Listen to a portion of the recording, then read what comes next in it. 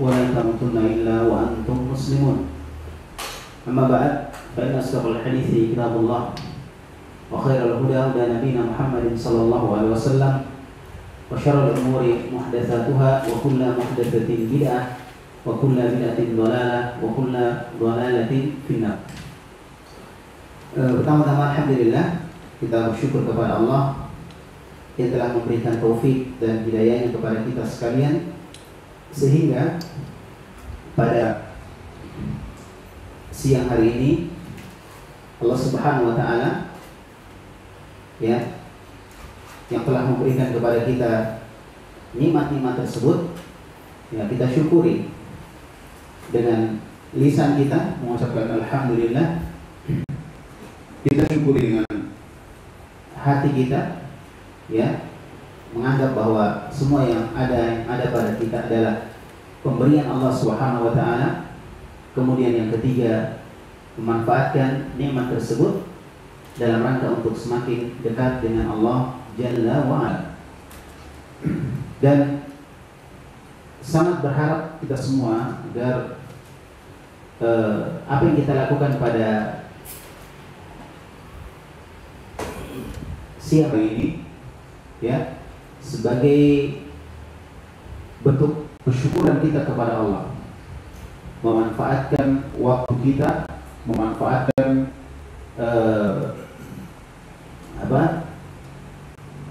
nikmat yang Allah Subhanahu wa taala berikan kepada kita untuk semakin dekat dengannya. Baik, mempelajari Islam, mempelajari agama Allah Subhanahu wa taala yang dibawa oleh Nabi kita Muhammad sallallahu alaihi wasallam sebagaimana dipahami oleh para sahabat Nabi Muhammad alaihi salatu wassalam.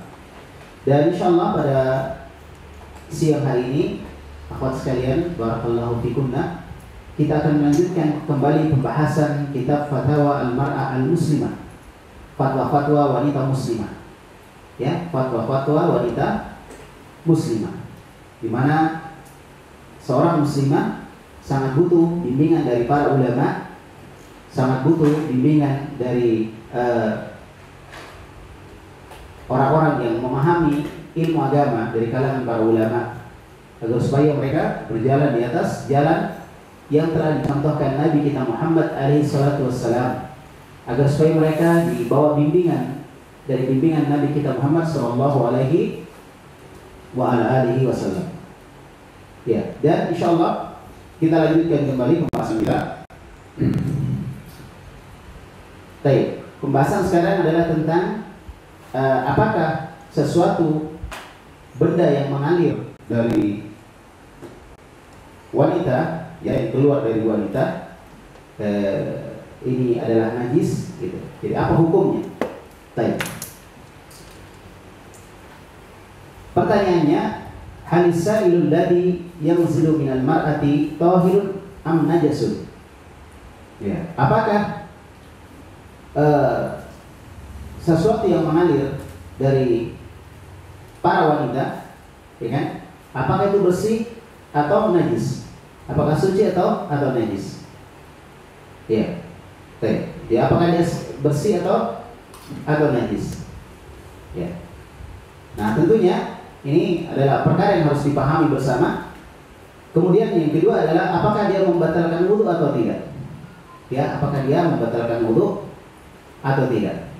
Baik. Jawabannya, jadi ada dua pertanyaan di sini. Pertanyaan yang pertama adalah apakah dia membatalkan wudu?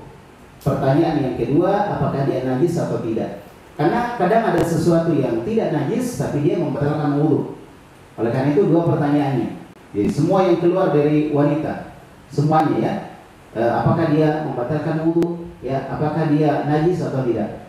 Jawabannya dijawab oleh Syekh Muhammad bin Shalih Al-Utsaimin. Kata beliau, at-tahir al-zahir li ba'da al-bahthi anna sa'il al-kharija min al-mar'ati idza kana la yakhruju min al-muthanah wa inna ma yakhruju min ar-rahmi fa huwa tahirun.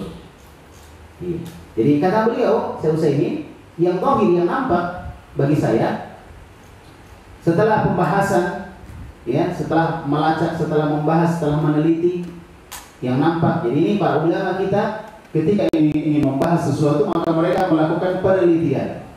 Mereka melakukan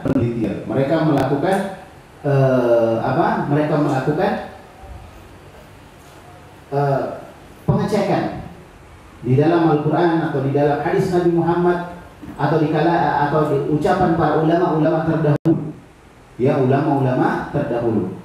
Baik. Nah, setelah beliau melakukan penelitian, jadi ini memang seorang harus hati-hati. Kita melihat para ulama kita, ya, itu mereka berhati-hati di dalam berfatwa. Mereka berhati-hati dalam berfatwa. Mereka berhati-hati di dalam menjawab pertanyaan. Mereka berhati-hati di dalam menentukan sikap. Karena Allah Subhanahu wa taala berfirman, "Wa la ta'fu ma laysa laka bihi ilm. Inna sam'a wal basara wal fu'ada kullu ulaika kana anhu mas'ula."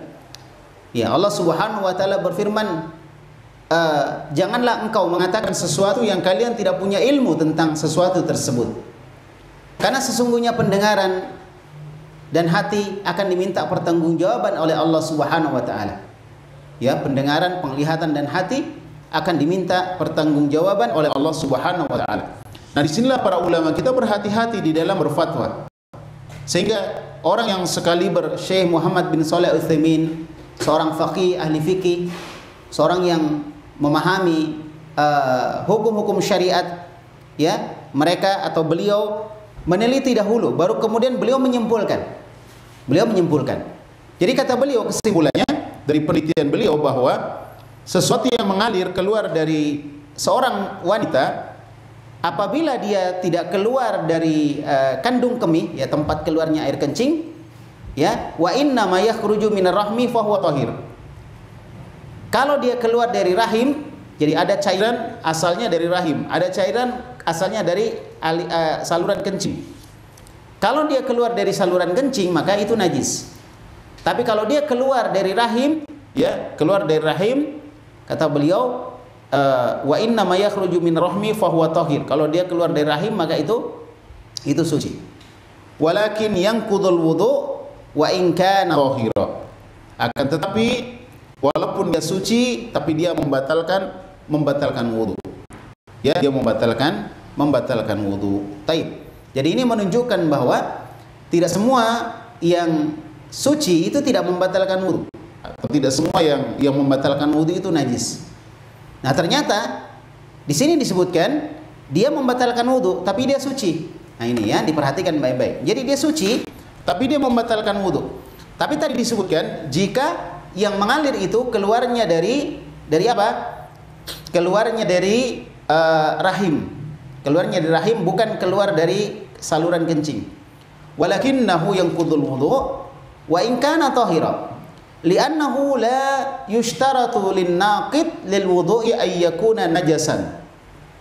Karena kata beliau, tidak dipersyaratkan bahwa yang membatalkan wudu itu harus sesuatu yang najis. Ya, sesuatu yang najis. Intinya bahwa jika sesuatu keluar dari wanita, cairan keluar dari wanita, walaupun dia dari rahim, walaupun dia tidak najis, maka dia membatalkan wudu. Dia membatalkan wudu. Kemudian beliau contohkan di sini. Fahahiya ar-rih. Contohnya adalah buang angin. Ya, buang angin. Coba perhatikan buang angin. Takhruju minad dubur. Dia keluar dari dubur. Ya, dia keluar dari dubur, dari belakang. Walaysa laha jaramun, dan dia tidak memiliki bobot, tidak memiliki sesuatu, tidak nampak, ya, tidak bisa dilihat. Wa ma'adzalik tanqudul wudu'a, bersamaan dengan itu maka itu membatalkan wudu. Itu membatalkan wudu. Baik, jadi itu kesimpulannya. Ya, jadi dia membatalkan wudu walaupun dia tidak najis. Wa ala hadza idza kharaja minal mar'ati wa hiya ala wudu'in.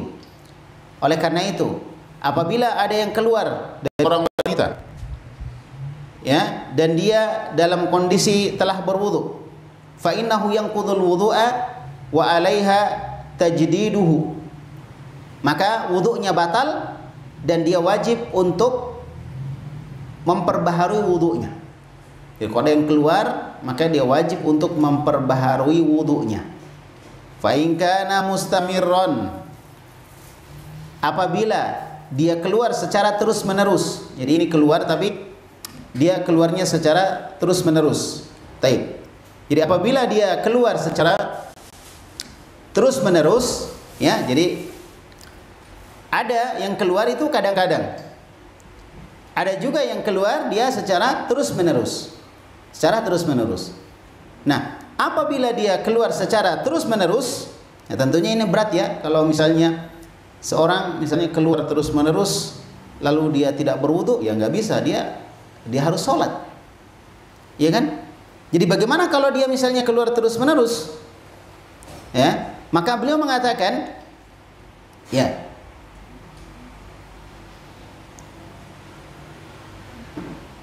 taib, fa innahu la yanqudul wudu, walakin la tatawaddau lis-salati illa idza dakhala waqtuha wa tusalli fi hadzal waqti alladhi tatawaddau fihi furudan, ya, wa nawafil. Jadi disebutkan apabila cairan tersebut keluar terus, misalnya cairan apa saja lah, cairan apakah dia najis atau tidak, dia keluar terus, dia tidak pernah berhenti karena mungkin sakit, ya, maka itu tidak membatalkan wudu. Itu tidak membatalkan wudu. Akan tetapi seorang wanita hendaklah berwudu untuk sholat, ya, dia tidak lakukan itu kecuali apabila sudah masuk waktunya. Jadi ini pelajaran untuk akhwat-akhwat, ya, para muslimah yang memiliki penyakit selalu keluar kotoran, ya, mungkin air kencing atau apalah yang mungkin netes-netes gitu, atau mungkin ada cairan yang keluar dan cairan itu tidak pernah berhenti, dia keluar terus, ya, keluar terus tidak pernah berhenti, maka syariat memberikan keringanan.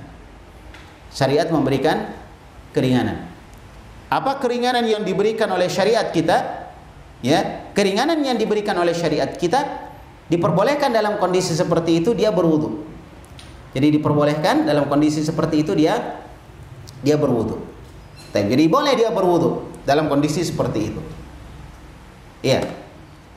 Nah, kemudian namun dia berwudu dalam waktu di mana sholat itu telah masuk. Jadi jangan dia dulu berwudu sebelum masuk sholat dan dia hendak melaksanakan sholat. Kalau dia hendak melaksanakan sholat baru dia berwudu. Jadi ada orang yang mungkin ada penyakit sehingga dia selalu keluar, ya, anggaplah seperti keputihan, ya, anggaplah seperti keputihan, itu tidak najis, tapi itu membatalkan wudu. Nah, bagaimana kalau dia selalu keluar? Maka seorang wanita dalam kondisi seperti itu jangan dia sholat kecuali kalau waktu sholat sudah tiba. Jangan misalnya sebelum masuk sholat zuhur, misalnya jam 11 dia sudah berwudu.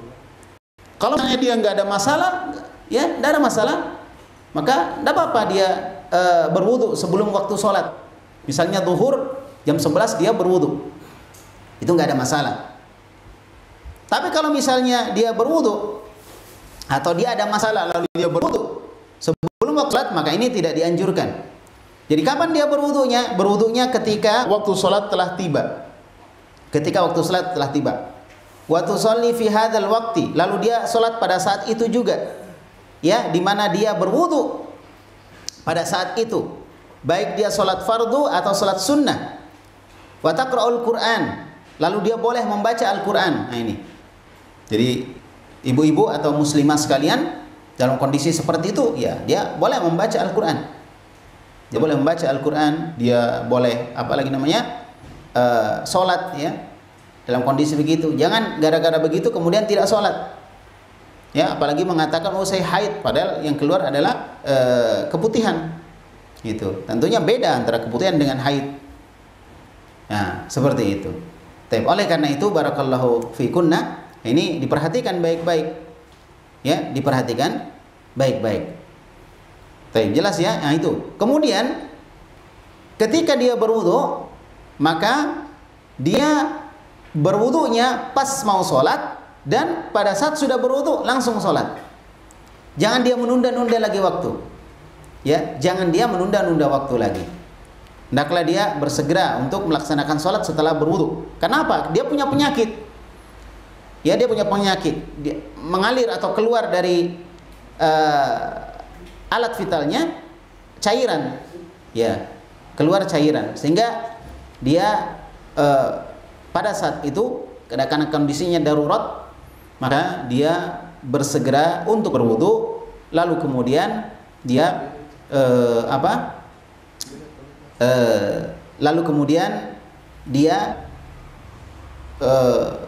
mengerjakan sholat, ya, segera. Dia mengerjakan sholat segera. Jelas ya, baik sholat wajib maupun sholat sunnah. Nah, kalau misalnya dia sudah sholat wajib, kemudian mau sholat sunnah, boleh dia langsung sholat sunnah, nggak perlu dia berwudu lagi. Kecuali kalau dia mau melaksanakan sholat sunnah secara khusus, nah ini berarti dia harus berwudu. Nah, jadi setiap mau sholat dia berwudu. Kemudian wataqra'ul Quran, dia membaca Al-Quran, boleh, silahkan. Kalau dia mau baca Al-Quran dalam kondisi begitu, ya, tanpa dia harus berwudu juga nggak ada masalah. Tapi kalau berwudu tentunya lebih afdol, karena itu termasuk adab di dalam membaca Al-Quran. Agar supaya Al-Quran itu, ya, memberikan syafaat kepada orang-orang yang membacanya. Salah satu yang dia lakukan adalah bagaimana dia beradab, ya, di dalam membaca Al-Quran, di dalam menghadapi Al-Quran. Dia duduk dengan tenang, dia bersuci, ya kan? Nah, kemudian wa naf'alu ma sya'at mimma yubahu laha. Dan boleh dia melakukan sesuatu yang dia inginkan dari perkara yang diperbolehkan untuk dilakukan. Jadi boleh, silakan melakukan sesuatu. Kalau misalnya dalam kondisi dia mengeluarkan cairan, ya, dari farjinya misalnya, dia keluar cairan, ya, maka dan itu cairannya tidak berhenti terus menerus keluar. Nah, kemudian disebutkan kama qala ahlul ilmi nahwa hadza fi man bihi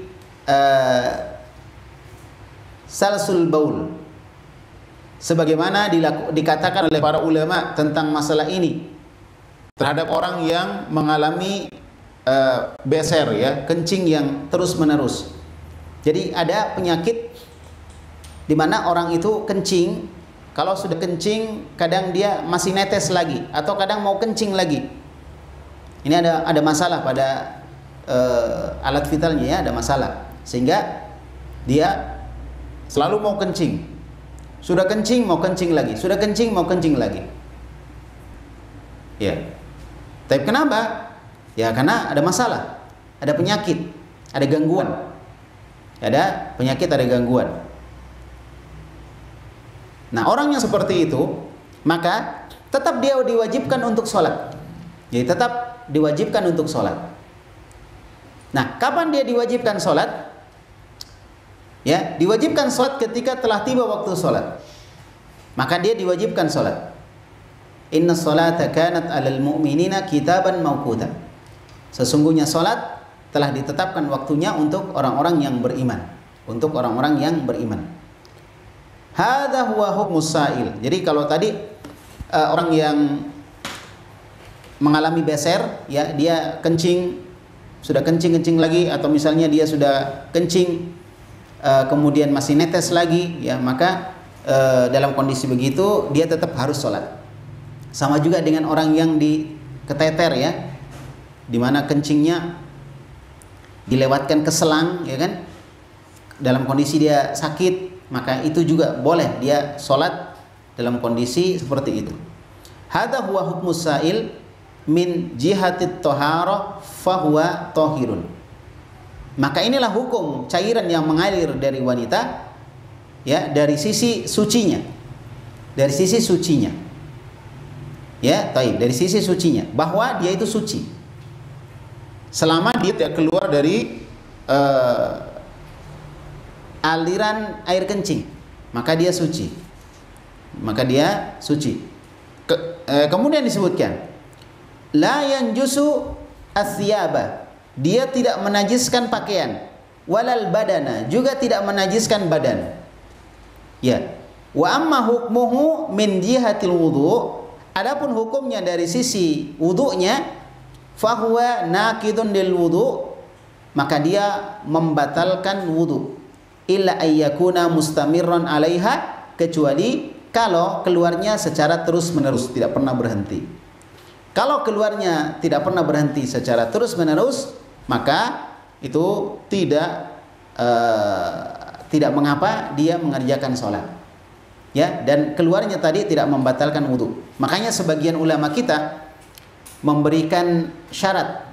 Ya, sebagian ulama kita memberikan syarat atau memberikan memberikan bimbingan bagi orang yang ada penyakit seperti itu, maka setelah dia cebok, ya setelah dia istinja, maka dia memercikkan air di celananya. Nah, agar supaya tidak muncul was-was ketika dia sholat. Kadang ketika sholat muncul was-was, ini air kencing atau bukan gitu. Tapi kalau dia kalau dia percikan air ketika dia sudah selesai berwudu atau sudah selesai istinja, lalu dia percikan air di celananya, maka ketika basah, yang dia bayangkan ini sepertinya basah dari percikan air yang saya percikan tadi. Nah, ini tentunya akan membuat dia yakin dan akan menghilangkan rasa was-was. Karena was-was itu dari syaitan, membuat orang tidak tenang di ibadah kepada Allah.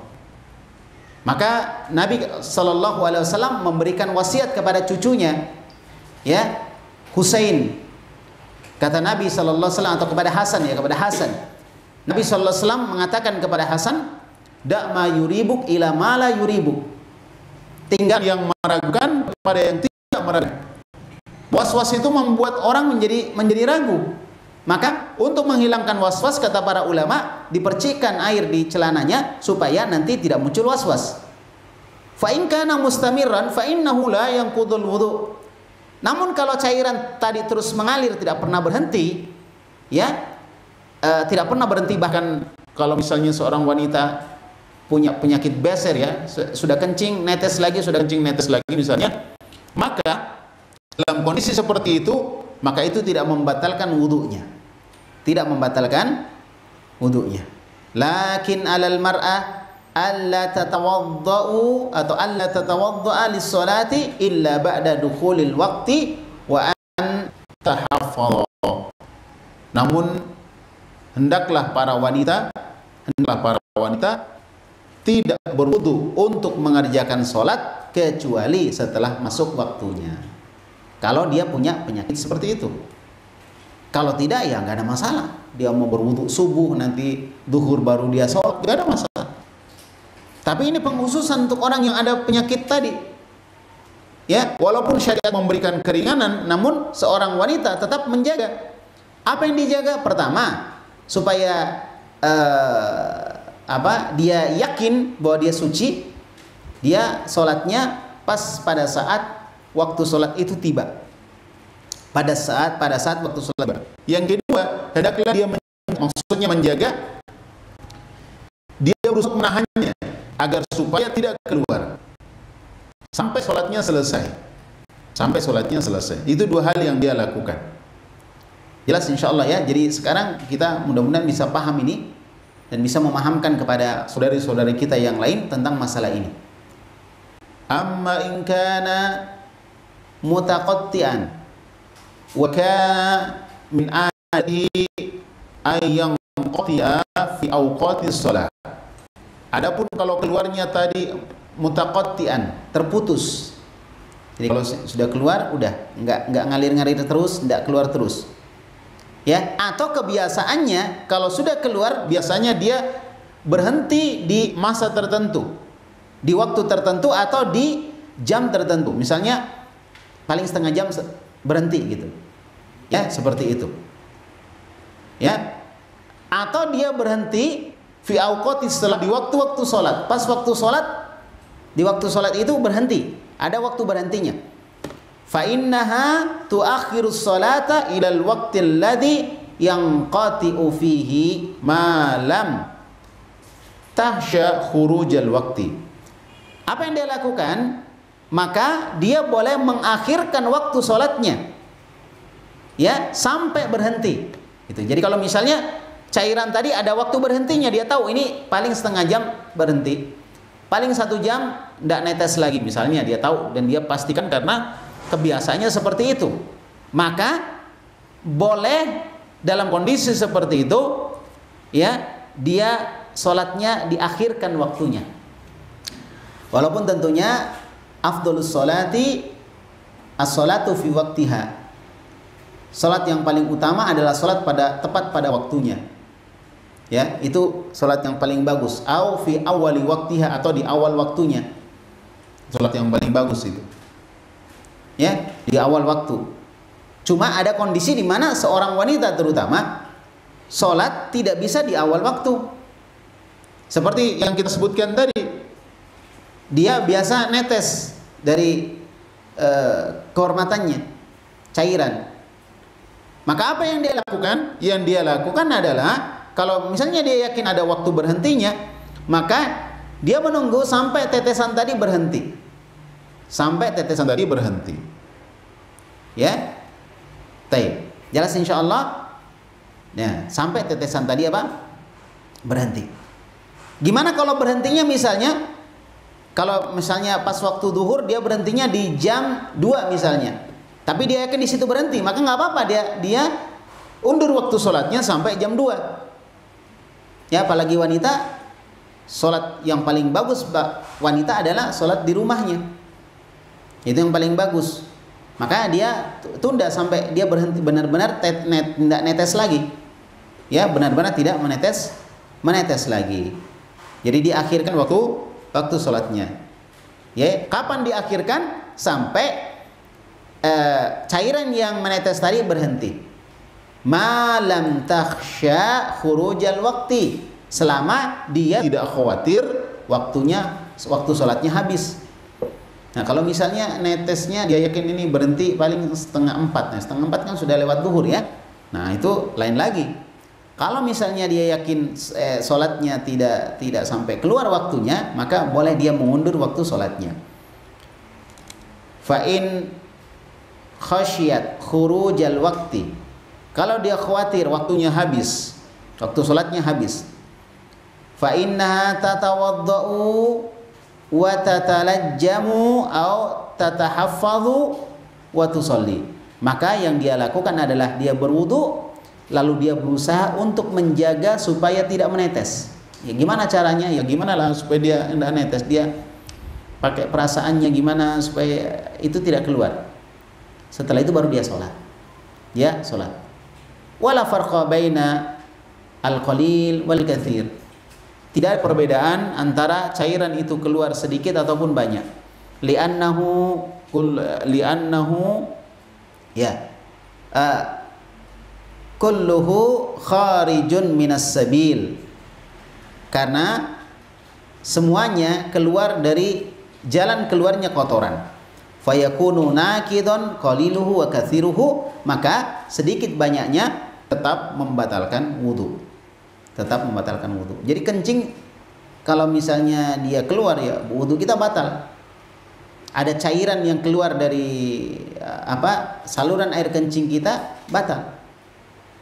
Ya, najis dia. Ada keluar dari rahim kita, walaupun keluarnya walaupun dia tidak najis, maka juga batal wudu kita.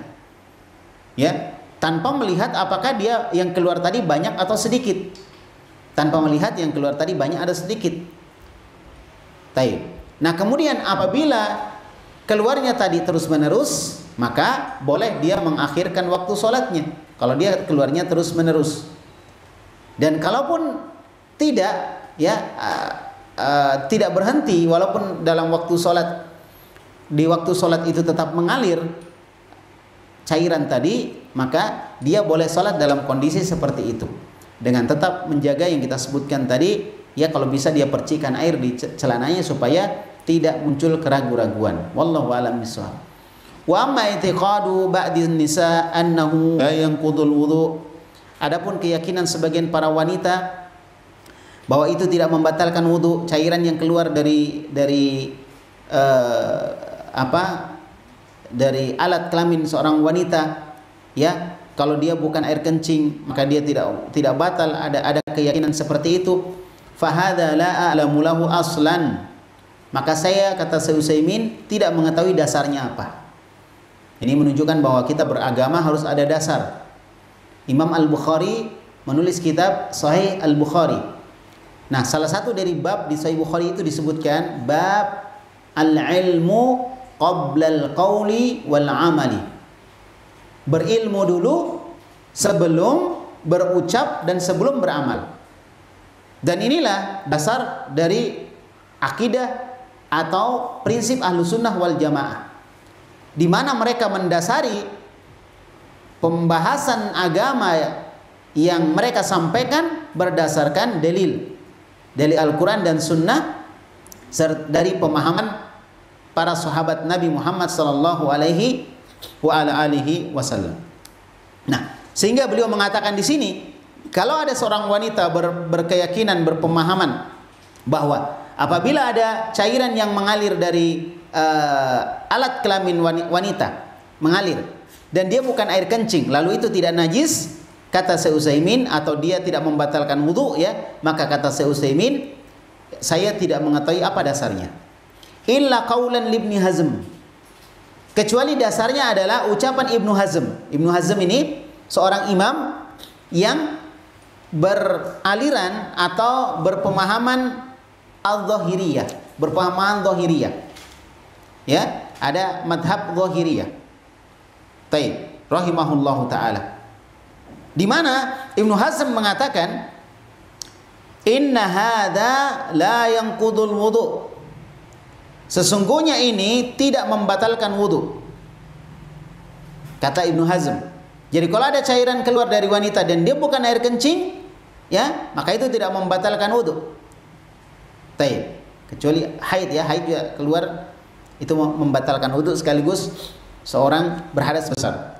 Nah, kalau misalnya bukan dari pembatal wudu yang keluar cuma cairan biasa, tapi dari kelamin seorang wanita, maka itu kata Ibnu Hazm la yanqudul wudu, tidak membatalkan wudu.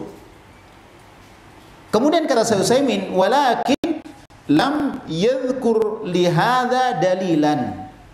Akan tetapi saya lihat bahwa Ibnu Hazm tidak menyebutkan dalilnya apa. Kenapa dikatakan tidak membatalkan wudu? Dalilnya apa? Beliau tidak sebutkan.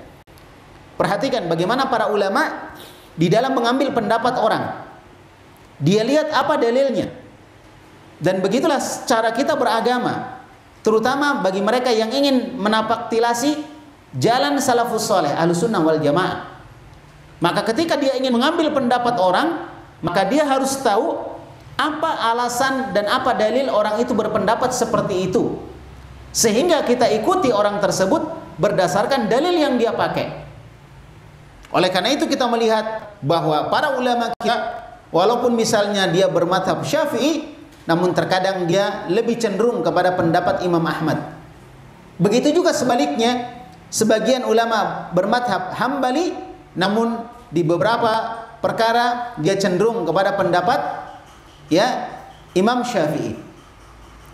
Atau dia bermadhab Hanafi atau Maliki, namun dia lebih cenderung kepada pendapat imam yang lain. Karena apa? Melihat dalilnya. Karena melihat dalilnya. Taib, ya, jelas, ya. Jadi Syekh Utsaimin mengatakan dia tidak menyebutkan dalil. Jadi seandainya dia sebutkan dalil, ya boleh jadi dalilnya benar, saya akan ikut. Kalau dalilnya salah, saya tidak ikut. Gitu. Tapi sayang dia tidak menyebutkan dalil. Maka ketika dia tidak menyebutkan dalil, disimpulkan bahwa dia tidak punya dalil. Sampai dia menyebutkan dalil, atau kita melihat dalam ucapan beliau yang lain ada dalil. Nah, disitulah pentingnya dalil. Karena dalil itu petunjuk. Petunjuk untuk mengetahui apakah dia benar atau salah dengan pendapatnya itu. Maka akhwat ummahat muslimah sekalian, hendaklah seorang memahami dan melakukan hal tersebut. Ketika dia menjelaskan agama, dia berusaha untuk mengetahui dalil dari pendapatnya itu. Walau kana lahu dalilun minal kitab was sunnah au aqwalis sahabah lakana hujjatun. Seandainya Imam Ibnu Hazm beliau menyebutkan dalil dari Al-Quran atau dari sunnah atau ucapan para sahabat, maka itu hujjah, bisa dijadikan dalil, bisa dijadikan hujjah. Nah ini ya, bisa dijadikan hujjah atau dalil. Nah disinilah pentingnya seorang belajar agamanya, supaya dia tahu, ya, supaya dia mengerti, dia memahami bahwa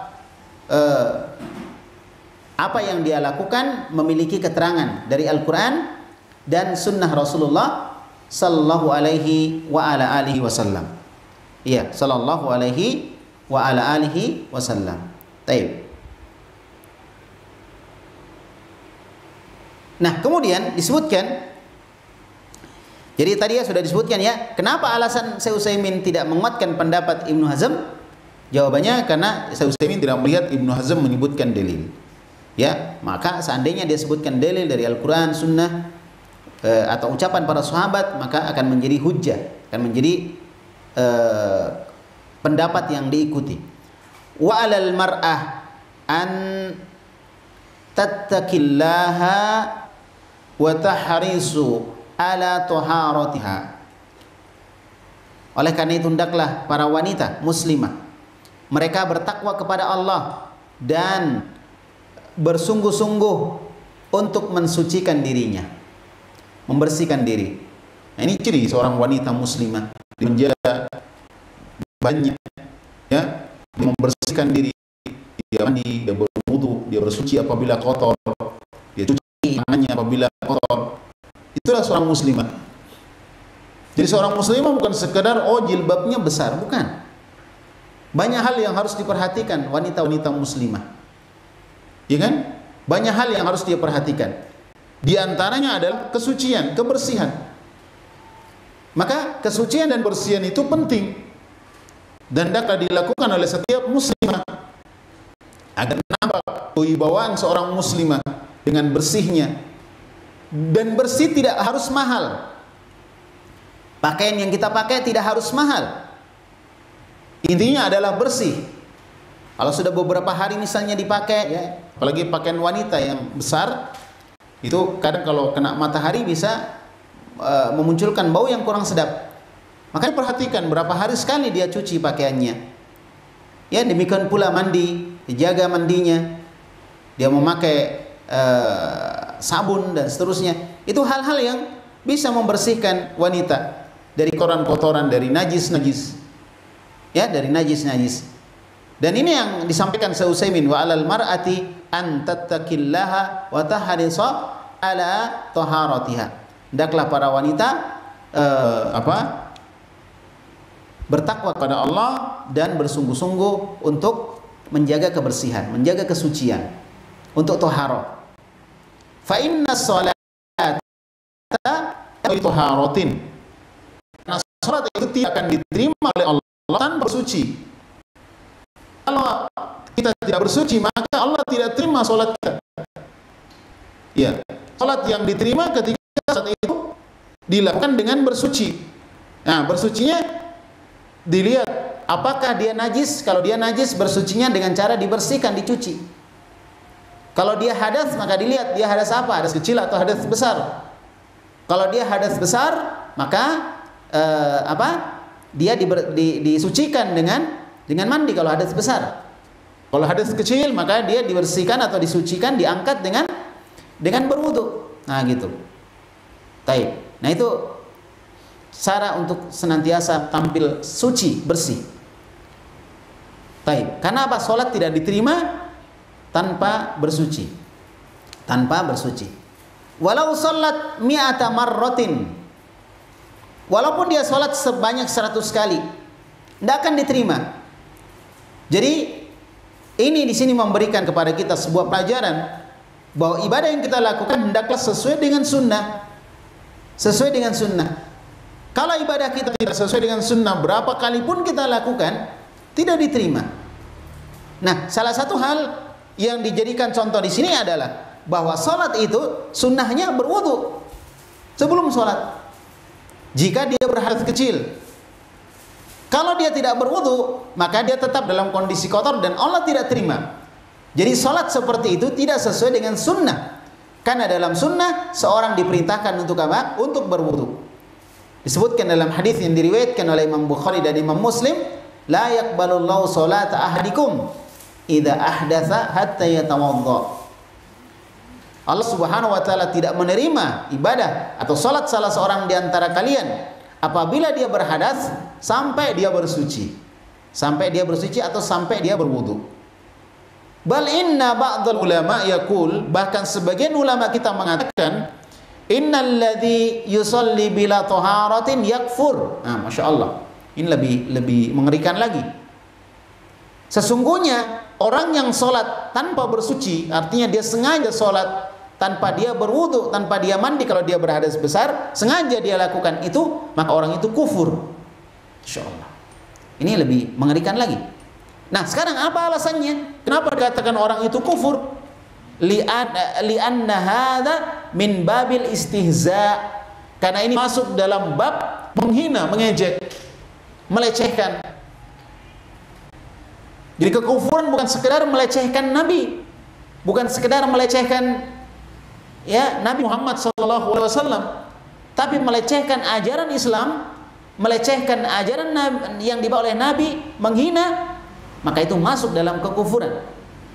Ya, masuk dalam kekufuran. Kalau misalnya orang yang sholat tanpa bersuci, dia lakukan itu karena menghina, istihza, mengejek, ya, merendahkan syariat Islam, maka itu kekufuran. Maka itu kekufuran. Dia istihza. Istihza dengan apa? Bi ayatillahi subhanahu wa ta'ala. Istihza, menghina, mengejek, merendahkan ayat-ayat Allah Subhanahu wa ta'ala. Ya, seperti yang disebutkan dalam surah Al-Maidah ayat 6. Ya, idza qumtum ila shalah faghsilu wujuhakum. Kalau kalian hendak mendirikan salat, maka cucilah muka-muka kalian sampai akhir, sampai kaki dari amalan-amalan wudu yang diajarkan di dalam Islam. Ya, jadi seperti itu. Itu perintah Allah. Seorang berwudu ketika hendak mengerjakan ibadah salat. Maka kalau dia sengaja mengerjakan ibadah salat tanpa dia berwudu, maka dia telah menghina ayat-ayat Allah yang memerintahkan untuk itu. Baik, selesai sudah ya pembahasan berkaitan dengan masalah apakah semua yang keluar dari wanita dari alat vitalnya itu membatalkan wudu atau tidak, najis atau tidak. Nah, selanjutnya, pertanyaan selanjutnya, hal khurujul hawa min farjil mar'ati yang qudul wudu? Apakah keluarnya angin dari alat kelamin wanita, alat vital wanita itu membatalkan wudu? Jelas ya? Jadi kadang orang buang angin itu bukan cuma dari belakang, kadang dari depan. Saya nggak tahu gimana modelnya, mungkin para wanita muslimah tahu ya. Ya mungkin ada yang sudah kebiasaan atau mungkin pernah mengalami seperti itu. Jadi kadang ada semacam angin keluar dari depan, bukan dari kubul, tapi bukan dari duburnya ya, bukan dari belakangnya, tapi dari dubul, dari depannya. Keluar angin. Yang seperti buang angin ya. Jadi sebagian pendapat ulama mengatakan batal karena itu seperti buang angin. Sebagian lagi mengatakan tidak. Tapi Syekh Muhammad bin Shalih Al-Utsaimin lebih memilih mengatakan hadza la yanqudul wudu. Ini tidak membatalkan wudu. Ingat ya, ada khilaf di kalangan para ulama berkaitan dengan masalah ini. Ya, sebagian mengatakan batal, sebagian mengatakan tidak. Tapi ini yang kuat dan ini juga yang saya lebih cenderung ya untuk mengatakan pendapat ini lebih kuat. Allahu a'lam. Enggak ada masalah ya beda pendapat. Kalau misalnya ada orang berpendapat batal wudu ya enggak ada masalah. Atau dia ingin keluar dari khilaf perselisihan ulama, berarti dia berwudu, enggak ada masalah. Ya insyaallah. Jadi dia bisa melakukan hal-hal yang seperti kita sebutkan tadi. Nah, kata Syekh Utsaimin ini enggak membatalkan wudu. li'annahu la yakhruju min mahalli najasin, karena dia tidak keluar dari tempat najis, dari tempat najis. Karrih allati takhruju minad dubur, seperti angin yang keluar dari belakang, dari pantat, dari dubur. Ya, ini membatalkan wudu. Ini membatalkan wudu. Ini sepakat ya. Taib. Sehingga ada seorang bertanya kepada Nabi, "Ya Rasulullah, ada teman saya merasakan ada sesuatu di perutnya." Maksudnya kayak ada bergerak gitu di perutnya. Dia merasa seakan-akan dia buang angin. Maka Rasulullah Shallallahu Alaihi Wasallam bersabda, mengatakan kepada orang tersebut, ya, untuk sampaikan kepada temannya, la yanharifu atau la yanharif hatta hatta yasma'u sautan aw rihan. Katanya jangan dia berpaling dari sholatnya sampai dia mendengar ada suara buang angin atau bau dari buang angin itu. Jadi hukum asalnya suci. Hukum sucinya ini tidak bisa hilang cuma karena ragu. Cuma karena ragu. Makanya hendaklah seorang benar-benar memperhatikan mana yang bisa membatalkan wudu dan mana yang tidak. Taib. Nah, jadi masalah yang kita sebutkan tadi berkaitan dengan masalah hukum kentut ya, yang keluar dari depan. Kentut dari depan, apakah membatalkan wudu atau tidak? Ini ada khilaf di kalangan para ulama. Ada khilaf di kalangan para ulama. Taib. Dan ternyata Syekh Utsaimin rahimahullahu taala, beliau lebih memilih pendapat bahwa dia tidak membatalkan wudu. Taib.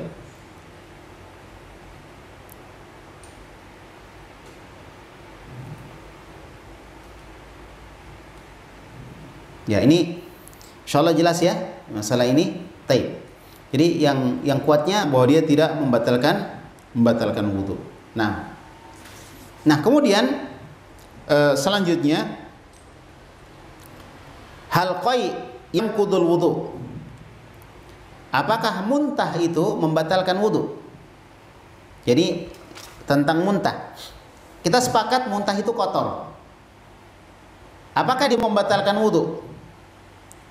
Ya, taib. Ditanya Syekh Ibnu Taimiyah, Syekhul Islam Ibnu Taimiyah, ditanya tentang masalah itu. Beliau ditanya, amman yara annal qai'a yanqudul wudu. Beliau ditanya tentang orang yang berpendapat bahwa muntah itu membatalkan wudu. Wastadalla ala dzalika anna Nabiy sallallahu alaihi wasallam qa'a marratan wa tawaddu'a. Dan dalilnya adalah dia berpendapat, ada riwayat bahwa Nabi sallallahu alaihi wasallam pernah muntah suatu saat, kemudian beliau berwudu. Taib. Nah, kemudian warawa hadisan akhar, kemudian dia meriwayatkan hadis yang lain, annahu qa'a marratan, bahwasanya suatu hari Nabi muntah, faghasala fah, kemudian beliau mencuci mulutnya ketika sudah muntah tadi. Wa qala, kemudian beliau mengatakan, hadzal wudu'u minal qai, wudu ini disebabkan oleh muntah. Jadi beliau mencuci mulut, ya, beliau mencuci mulut, kemudian mengatakan ini wudu adalah sebagai wudu karena muntah. Fahal yu'malu bil hadisil awal awis tsani, apakah hadis yang pertama atau yang kedua yang diamalkan? Ya, hadis yang pertama atau yang kedua diamalkan. Jadi hadis yang pertama adalah bahwa Nabi suatu hari muntah, kemudian beliau berwudu. Kemudian hadis yang kedua Nabi sallallahu alaihi wasallam pernah muntah, kemudian beliau mencuci mulutnya. Setelah itu beliau mengatakan bahwa ini wudu disebabkan karena muntah. Karena muntah. Taib. Nah, jemaah kaum muslimah yang saya hormati, yang saya muliakan, kemudian kata Syekhul Islam Ibnu Taimiyah, "Ammal haditsu tsani fama sami'tu bihi." Hadis yang kedua saya tidak pernah mendengar. Hadis yang kedua. Yang mana hadis yang kedua? Hadis yang kedua itu yang menyebutkan bahwa Nabi sallallahu alaihi wasallam muntah, lalu dia cuci mulutnya, setelah itu dia mengatakan mencuci mulut ini sebagai bentuk wudu dari muntah yang saya lakukan. Dari muntah yang saya lakukan. Baik. Jelas ya? Jadi kata Syekhul Islam Ibnu Taimiyah, hadis yang kedua saya tidak pernah mendengarkannya. Ya, tidak ada hadis yang kedua yang pernah saya dengar. Dan kita tahu bagaimana Syekhul Islam dalam masalah hadis. Bahkan sebagian ulama mengatakan kalau ada hadis yang Syekhul Islam mengatakan saya tidak tahu, maka boleh jadi itu bukan hadis. Menunjukkan semangat beliau dan banyaknya bacaan beliau berkaitan dengan masalah hadis dan yang lainnya. Ya, hadis dan yang lainnya. Baik.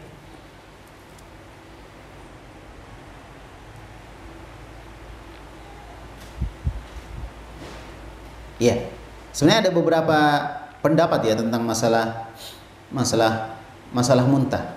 Ya, tentang masalah muntah. Baik. Tapi pendapat yang paling kuat adalah bahwa dia tidak najis. Ya. Baik. Kemudian disebutkan di sini.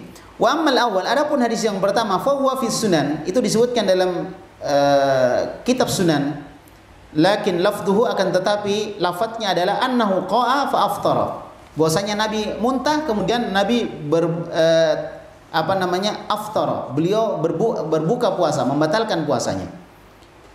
Fa dzakara dzalika li Thauban faqala sadaqa ana sababtu lahu wudu'ahu. Ya, wa lafdzul wudu' lam yaji'u fi kalamin Nabi sallallahu alaihi wasallam illa wal muradu bihi al wudu' asy-syar'i. Baik. Jadi disebutkan bahwasanya lafaz wudu itu tidaklah yang diinginkan dari lafaz itu kecuali wudu syar'i. Kalau ada disebutkan lafaz wudu, ya maka itu disebutkan sebagai wudu yang syar'i, wudu sebagaimana berwudu, bukan mencuci mulut. Bukan mencuri mulut. Walam yarid al-lafdzul wudu'i bima'na ghuslil yad wal fam illa fi lughatil yahud. Sedangkan wudu dengan maksud mencuci mulut atau mencuci tangan saja dikatakan itu sebagai wudu, tidak pernah diketahui, ya, tidak disebutkan di dalam syariat kita kecuali itu adalah bahasa dari orang Yahudi. Bahasa orang Yahudi kalau dia cuci mulut dikatakan berwudu. Ya, fa innahu qad rawa anna Salman Al-Farisi, jadi diriwayatkan bahwa Salman Al-Farisi qala, dia mengatakan lin nabi, kepada Nabi, inna najidu fit Taurah anna min barakati ta'am al-wudu qablahu. Jadi kami mendapatkan di dalam Taurat, kata Salman Al-Farisi, karena beliau juga pernah masuk Yahudi, ya, bahwasanya termasuk dari keberkahan makan adalah berwudu sebelumnya. Berwudu sebelumnya. Maka Nabi sallallahu alaihi wasallam bersabda, min barakatit ta'am al-wudu qablahu wal wudu ba'dahu. Termasuk dari keberkahan makan, wudu sebelum makan dan wudu setelah makan.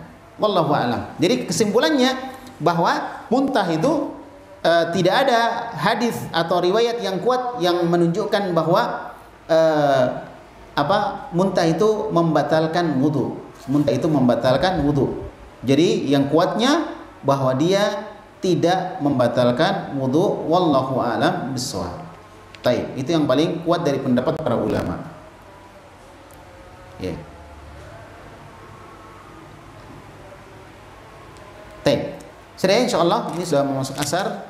Mungkin ada pertanyaan berkaitan dengan pembahasan kita insyaallah, ya, atau berkaitan dengan yang lain. Tafadhalna, ya, silakan ditanyakan. Ya.